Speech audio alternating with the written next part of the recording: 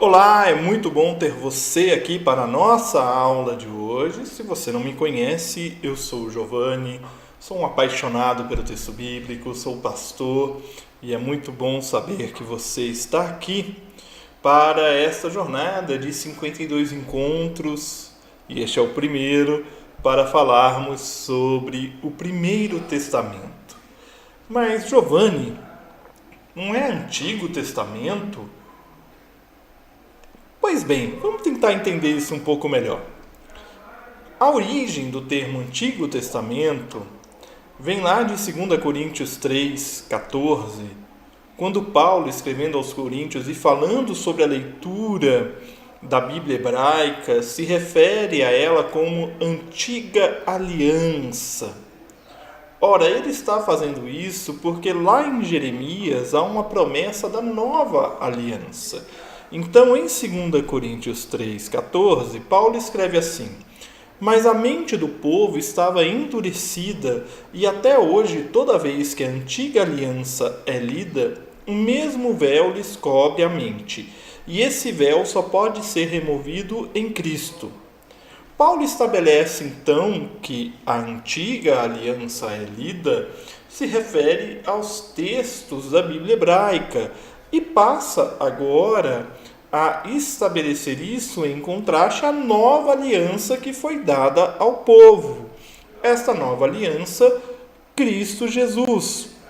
Há aqui uma diferenciação técnica, tá bom? Paulo está estabelecendo um conceito teológico, a nova aliança sendo entregue, portanto, sendo colocada diante do povo. Por que então, Giovanni, você está usando o termo Primeiro Testamento e não Antigo Testamento? Veja, o Antigo Testamento não é um texto que nos pertence, é o texto da fé judaica. Ora, em diálogo com os judeus, sim, existe diálogo entre cristãos e judeus, e é bom que ele exista, não apenas no campo da fé, mas também no campo da teologia, da sociologia, da história, da arqueologia. E neste diálogo com os judeus, nós cristãos ouvimos dos judeus que o termo Antigo Testamento, antigo é algo antiquado, ultrapassado. E convenhamos, nós cristãos não anulamos o Antigo Testamento ou o Primeiro Testamento. Você e eu não deixamos de recorrer ao Primeiro Testamento.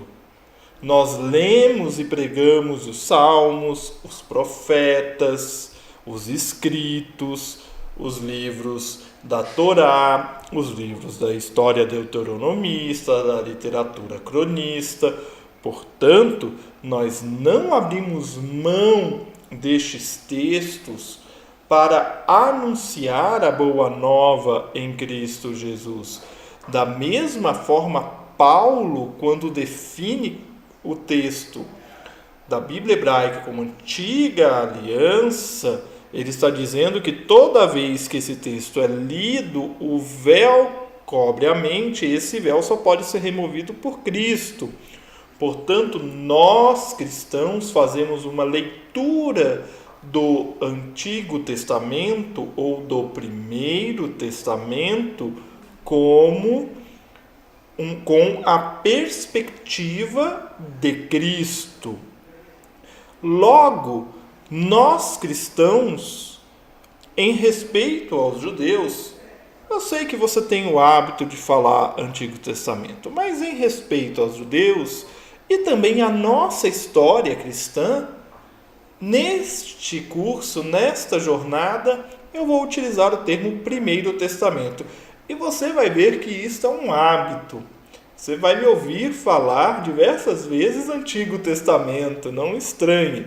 Mas também não estranhe quando eu falar Primeiro Testamento.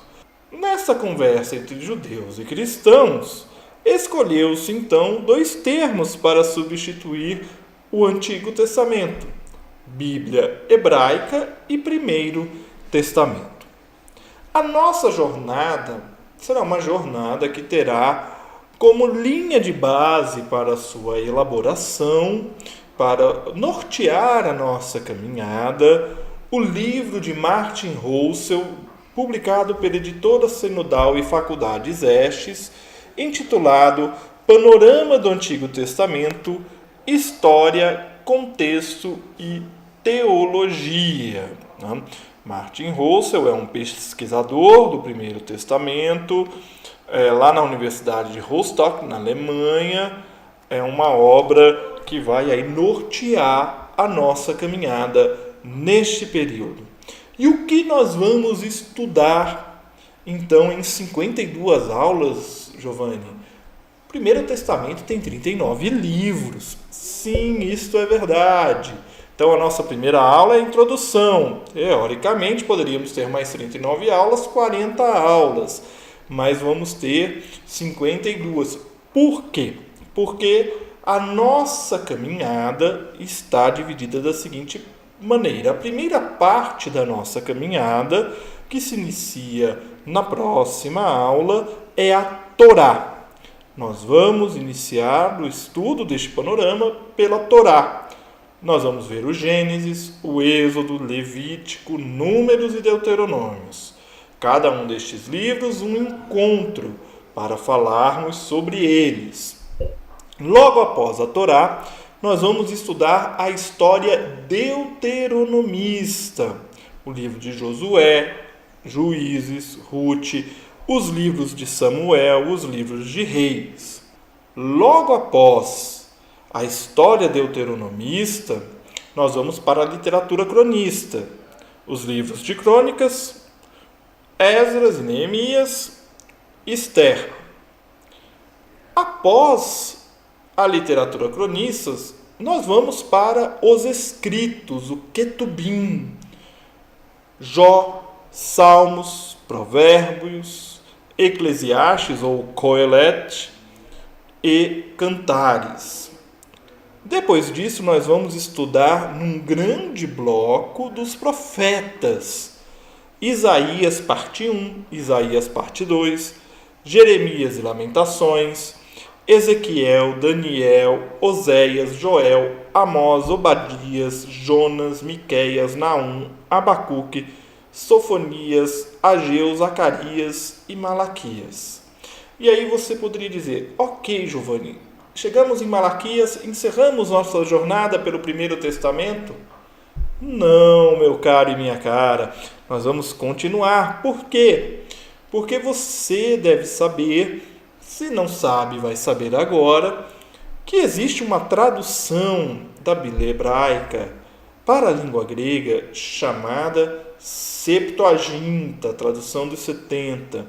E a Septuaginta traz alguns escritos a mais em relação à Bíblia hebraica. Escrito estes que o cânon católico romano incorpora, mas que nós, protestantes, não incorporamos. Nós chamamos de apócrifos. Então nós vamos estudar os apócrifos, isso mesmo, vamos fazer um panorama sobre eles. Tobias, Judite, os livros de Macabeus, os acréscimos ao livro de Esther, Sabedoria de Salomão, Eclesiástico, o livro de Baruque, a carta de Jeremias e os acréscimos a Daniel. Encerrando o nosso panorama do Primeiro Testamento, nós vamos abordar alguns pontos teológicos que nós consideramos importante para que você possa compreender melhor o texto do Primeiro Testamento no século XXI.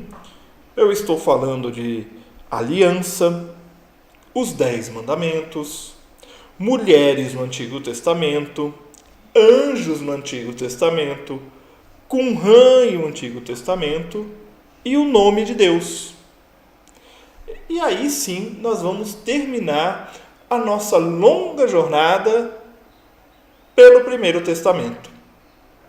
O que nós pretendemos ao longo desta jornada de 52 encontros que se inicia hoje é que ao final dele você possa compreender melhor o Primeiro Testamento, compreender melhor o Primeiro Testamento à luz de uma visão presbiteriana, reformada, porque esta é a nossa visão teológica, e compreender melhor a Bíblia Sagrada para que você possa falar do amor de Deus pela humanidade com sabedoria e entendimento. É muito bom ter você aqui com a gente. Eu sei que o vídeo já acabou, mas eu quero pedir para você não saia agora. Se inscreva aqui no meu canal, compartilhe este vídeo, envie para seus amigos, para os irmãos da igreja, para os irmãos do seu grupo de oração. Faça com que este vídeo chegue a mais pessoas e mais pessoas possam se apaixonar cada vez mais pelo texto bíblico. Participe do grupo do Telegram, participe colaborando comigo na minha jornada também pelo PicPay ou uma oferta voluntária pelo Pix. Fique à vontade, eu espero você no próximo vídeo. Um grande abraço e tchau!